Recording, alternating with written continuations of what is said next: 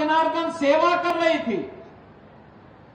अलग विषय है कि कमाई पंडित रत्नाकर मिश्रा जी की भी हो रही थी। जब मैं आया मैंने कहा पंडित जी इस बार अभी आप गुफा में नहीं गए।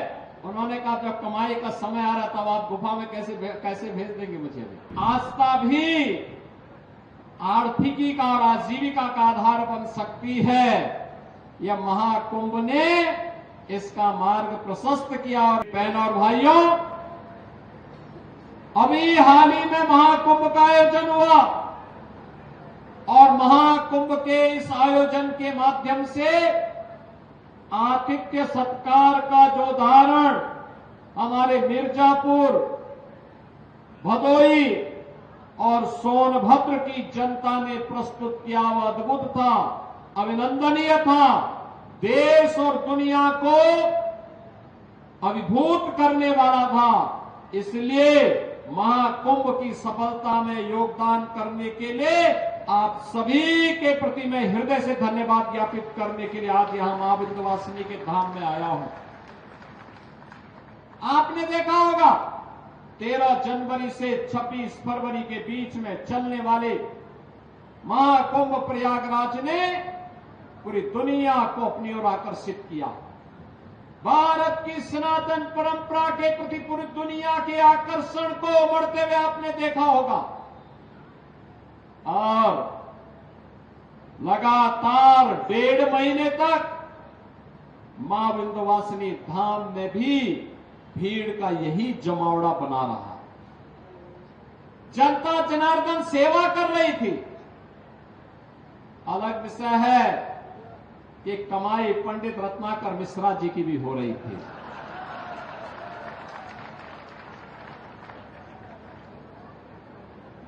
लेकिन वह भी भंडारा चला रहे थे, उन्होंने भी भंडारा चलाया था।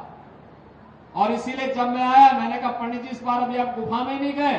उन्होंने कहा जब कमाई का समय आ रहा तब आप गुफा में कैसे भेज देंगे मुझे भी। ये तो जब ऑफ सीजन होगा तब गुफाओं में जाऊंगा। लेकिन बहनों और भाइयों, आस्था भी आर्थिकी का और आजीविका का आधार बन सकती है। यह महाकुंभ ने इसका मार्ग प्रशस्त किया और मैं आपको बधाई देता हूं। मां विंध्यवासिनी का ये कॉरिडोर विकसित होने के बाद लाखों लाख श्रद्धालु आ रहा है और श्रद्धा भाव के साथ दर्शन करके आप सबके प्रति धन्यवाद ज्ञापित करते हुए यहां मिर्जापुर की धरती से जाता है। अच्छे जनप्रतिनिधि आप चुनते हैं, कार्य भी अच्छे होते हैं, अच्छे कार्य होते हैं। अभी हमारी सरकार ने तय किया है गंगा एक्सप्रेसवे देश का सबसे बड़ा एक्सप्रेसवे है। यह एक्सप्रेसवे अभी तक मेरठ से प्रयागराज के बीच में हम लोगों ने तय किया है कि हम लोग सर्वे करें और मां विंध्यवासिनी के धाम को जोड़ते हुए, बाबा विश्वनाथ धाम को जोड़ते हुए इस एक्सप्रेसवे को पूर्वांचल एक्सप्रेसवे के साथ जोड़ा जाए।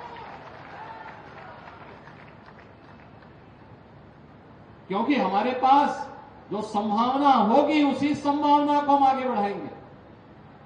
एक्सप्रेसवे अर्थव्यवस्था की रीढ़ होती है।